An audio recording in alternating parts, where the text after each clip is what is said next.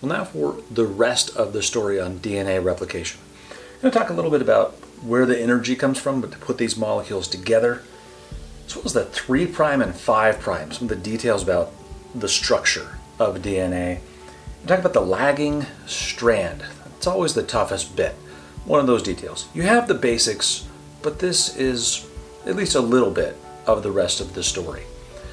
One of the things that I think is a good framework for thinking is that this is not an engineered process. You'll hear some of this stuff and you'll watch it and you say, that seems weird. It seems like there's a lot better way of doing that. I agree, but it's not engineered. It's just a biological process, and this is how it happens. It's a process that we discovered, we didn't invent. Let's take a look. A quick review of the basics for DNA replication. So here we have our double-stranded DNA. We split it apart. That was done by the enzyme helicase.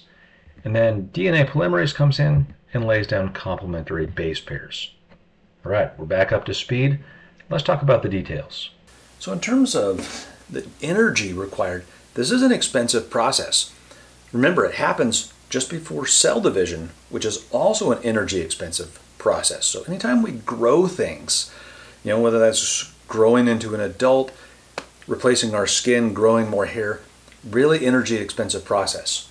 So with DNA replication specifically, helicase takes energy to split those strands apart.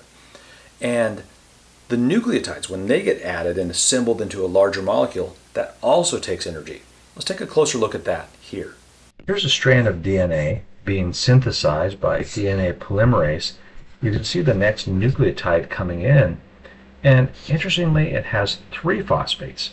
We often think of them as having a sugar and a single phosphate in that backbone, but here it has 3. And we can see in the next step, those 2 phosphates have been given off so that that thymine can be bound to the cytosine. Well, how does this help? Remember ATP? So we have adenosine. That's the same adenosine as we see over here in DNA. And we said this was a triphosphate. And normally that molecule, ATP, transfers energy. Well, it has a bunch of cousins that are all the rest of the nitrogen bases in the DNA arsenal. So that's where the energy comes from, is the 3 phosphates being broken that drives dehydration synthesis. Well, the first problem in DNA replication that may seem a little strange is just how to begin. Where do you begin? So you're DNA polymerase and you just can't seem to get a handle on this. So here I've drawn a prokaryotic or bacterial bit of DNA. Their chromosome is just a single chromosome in a big loop. But even then, DNA polymerase just can't seem to get in there. Even if helicase comes in and separates the DNA strands, it just can't get a hold and get started. And so how to begin is a real problem. What it needs is a primer, a little bit of RNA in there, and that's laid down by a different enzyme known as primase. Then DNA polymerase can come in and bind to this and start tearing down the tracks and laying down new DNA. But getting started is a bit of a trick, even more so in eukaryotic organisms. Take a look at this one. So same sort of setup here. Polymerase is just confused at this point in terms of where to start until primase comes in, lays down a primer. Now DNA polymerase is less confused and can go over and bind there.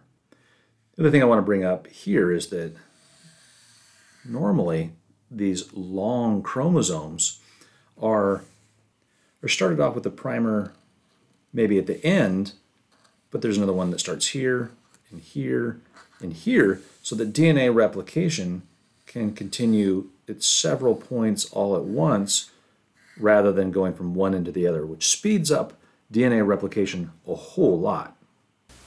So in eukaryotic organisms with these linear chromosomes, the other problem that happens is you have this primer left on this end and on this end that were required to get polymerase started. So primase did a good job, This got started, made the rest of the DNA, and now I have my sister chromatids all made and ready to go.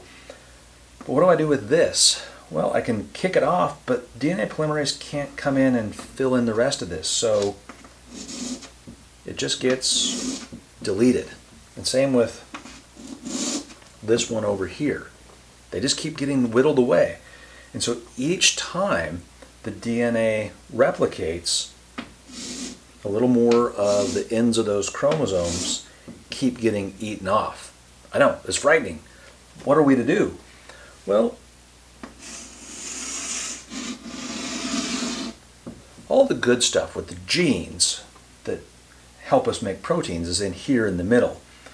But on either end of all of our chromosomes, we have telomeres. These bits of DNA, they're just repetitive segments that don't code for anything. They do absolutely nothing other than just sit there and wait to get deleted and protect the good stuff on the inside. It's a pretty interesting workaround, but it keeps us safe. And the next problem is the gaps. This is actually not that hard to solve, but here's why it's a problem. So here again we have that prokaryotic chromosome, single ring of DNA. We have the primer here, laid down this orange strip of DNA all around it. Got to the end. Even if we kick this primer out, there's still not a way that polymerase has of binding this strand of DNA to the other end. Fortunately, there's only one of these gaps in prokaryotes. There's more of them in eukaryotes, but let's take a look at their solution. On a long strand of DNA like this, there might be lots of gaps. And so here we're just looking at a small segment of the DNA with those sugar phosphate backbones here and one down here. Oh, there's a gap. There's a covalent bond I didn't make, and so this strand over here is actually not bound to this one. That could cause some real problems. So the solution is another enzyme, DNA ligase. It swoops in, makes the bond, saves the day. Problem solved. So our final problem is the other strand. What do you mean the other strand? You know, the other strand. So this whole time we've been talking about this strand right here, and DNA polymerase moves from the 3' end to the 5' end. Well, wait a minute. What do you mean by the 3' and 5'?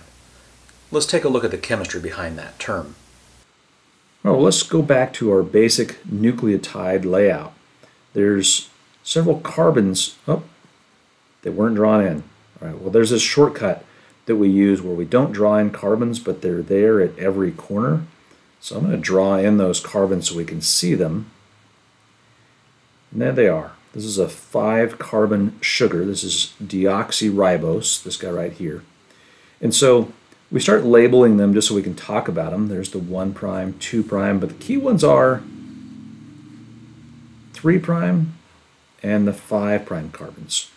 And the 5' carbon is the one bound to the phosphate that gets bound to the next nucleotide. Let's look at a string of them so we can get our sense of it. So let's go down here. This is the 3' end down here. So this 3' carbon right here, next to this oxygen and hydrogen, that is that carbon right there.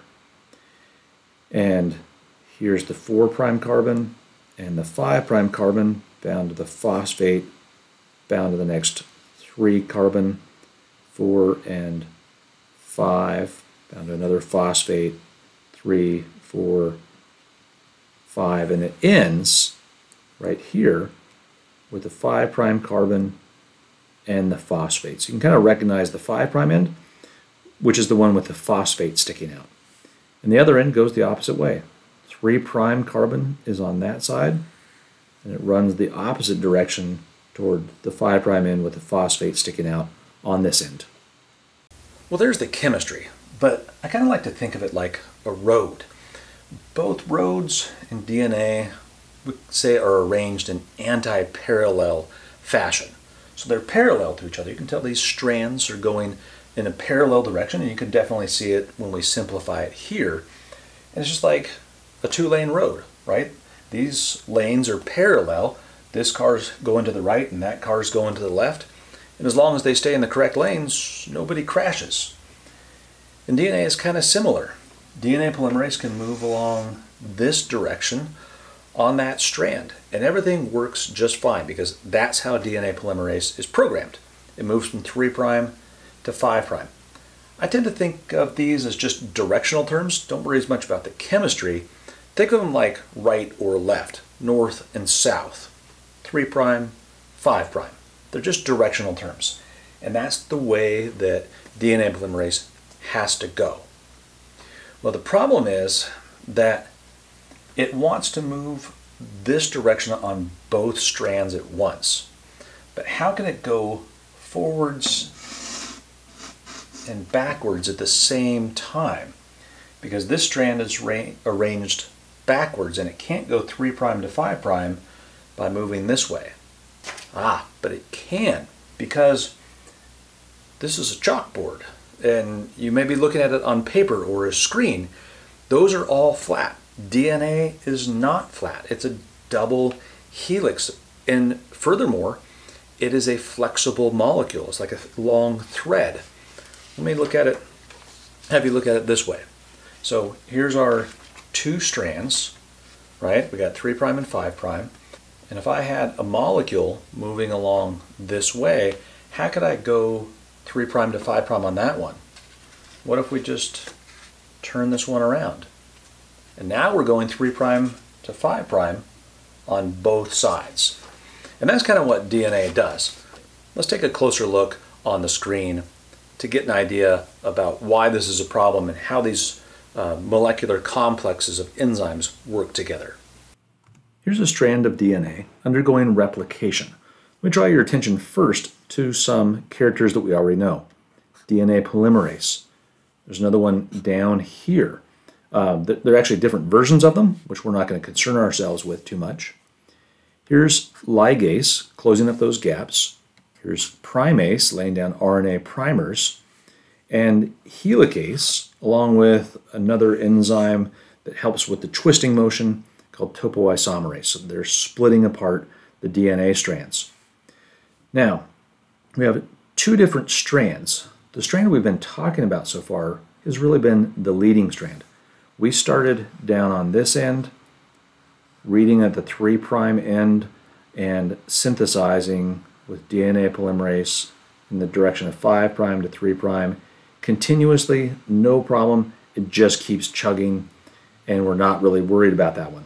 That's kind of the model we've been using so far. This other strand, we call the lagging strand, it's the problem one. It's the other strand. It's the one that we had to flip around this way so that it was facing the right direction. Now that's a little too difficult to conceptualize at the same time as we talk about it, so we'll look at it this way. So we can treat this lagging strand in 3 steps. First the primase, second polymerase, and third ligase, because that's the order things happen in. So first, primase lays down the primer, which allows polymerase to come in and do its job and lay down this next fragment until it gets to this segment where the old primer was and there's a gap, which is where ligase, you can see over here, is sealing that up. Now this is done in fragments, or Okazaki fragments, of several hundred nucleotides each, and this way the entire complex of enzymes can keep moving down the DNA strand in that direction, looping out this lagging strand in little bits to be synthesized one piece at a time.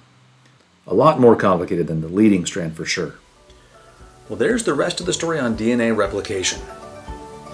Blows the mind, doesn't it? There's so many fascinating details in there. But what are you supposed to take home from this? So one thing I would say is when scientists discover things that are amazing and quirky and really cool, they like to share them. 2, there are some practical application, like telomeres. They have a role in aging. It seems that the shorter telomeres get, the sort of more worn out cells become. So that research may contribute to prolonging life and preventing premature aging. So there's an upside to one of them. And third, the way cells work is just kind of quirky, right? There are these sort of problems caused by a process that there's a bizarre workaround for. This is not an engineered machine. The cell is a living organism full of complexity and really sort of innovative solutions, just like us.